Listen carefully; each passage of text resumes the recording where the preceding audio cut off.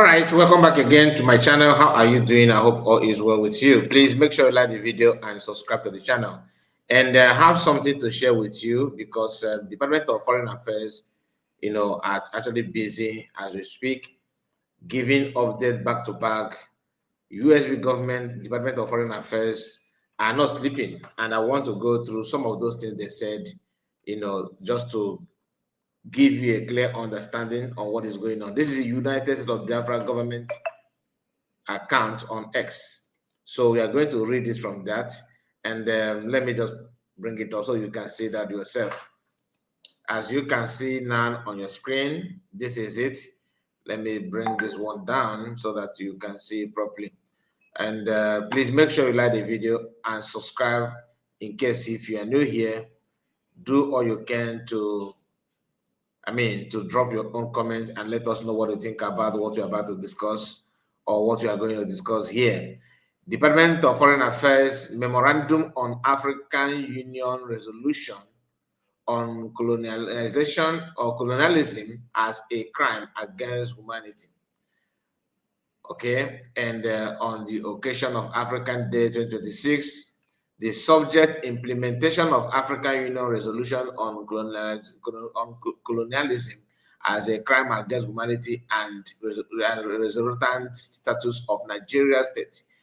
First, the African Union Resolution on colonialism at the 39th Ordinary Summit of the African Union AU in Addis Ababa concluded on February 15, 2026. The Assembly of Head of the State and Government adopted a historic resolution formally classifying colonialism, slavery, and forced deportation as a crimes against humanity and genocide against the people of Africa. This resolution establishes that these acts were planned, methodically executed, and remain imprescriptible under international law. All right. Number two, legal self-indictment and artificial foundation of Nigeria. The resolution creates a framework for legal self-indictment of states whose very existence is predicated on this non-criminalized act.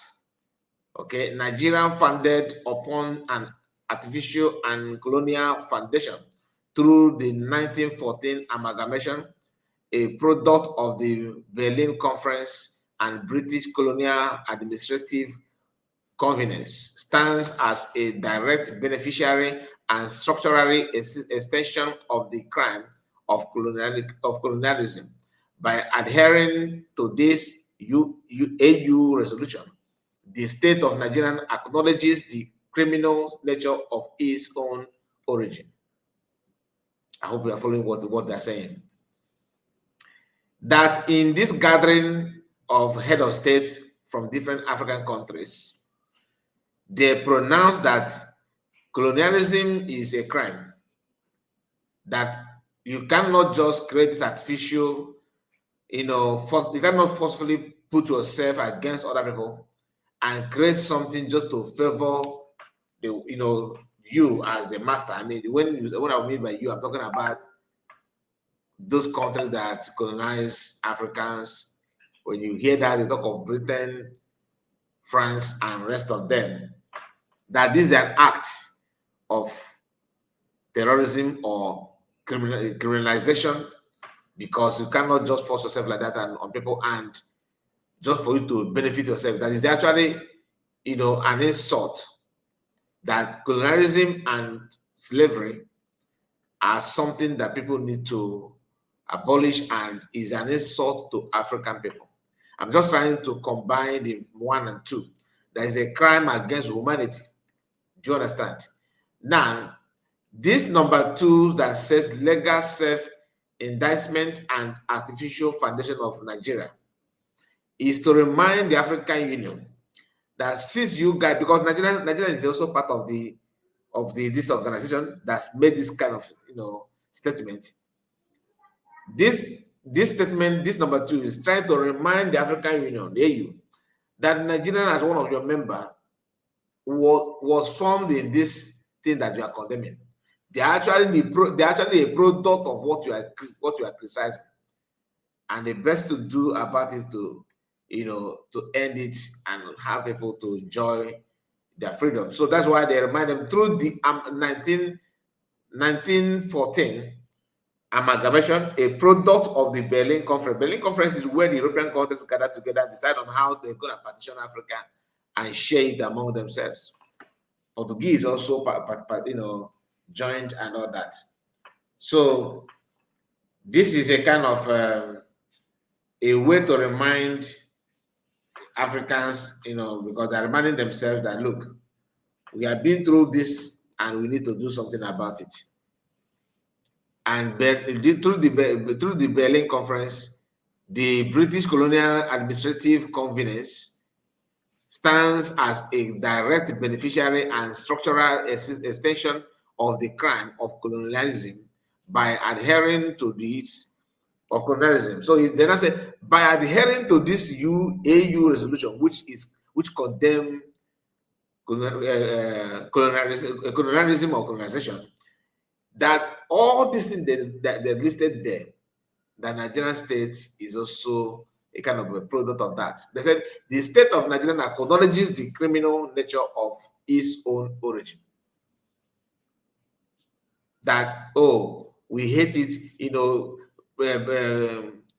colonial masters did this to us, they bring us together, it is a crime to humanity, they insulted us by slavery and all that. But those that are talking are actually their foundation based or bestowed on this crime that they are condemning.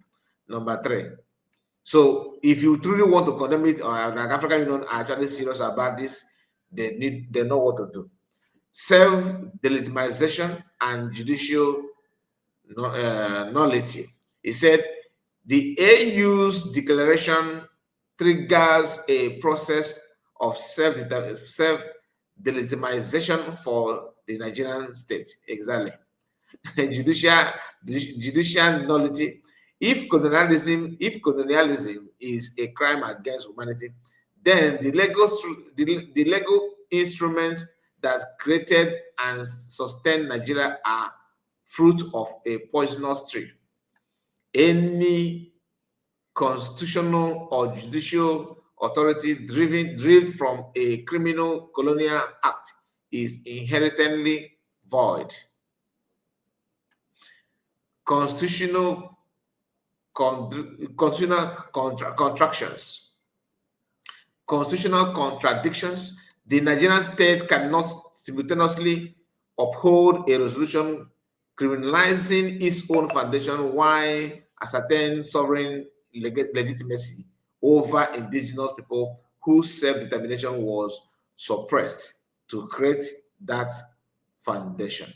Number 3, functional fulfillment via USB nature ordinances. In alignment with the USB nature ordinances, USB Corp Digital /26003 and USB Digital Sovereign /2026/008. This memorandum recognized the inherent genetic blueprint of indigenous people as the only valid source of jurisdiction, according to their resolution. Functional fulfillment. This ordinance asserts absolute jurisdiction over digital and physical sovereignty, fulfilling the AU resolution by passing the judicial nullity of this colonial state. Decolonization mandate. This aligned with UN Fourth International Decade for the Eradication of Colonialism 2021 to 2030, which mandate the full implementation of the Declaration on the granting of independence to colonial countries and people. to colonial countries and peoples. Number 5, international backing and legal obligation. The shift towards repatriating, the shift towards reparatory justice is backed by the AU's term of the 2025 Justice for Africans and People of African Descent through Reparation.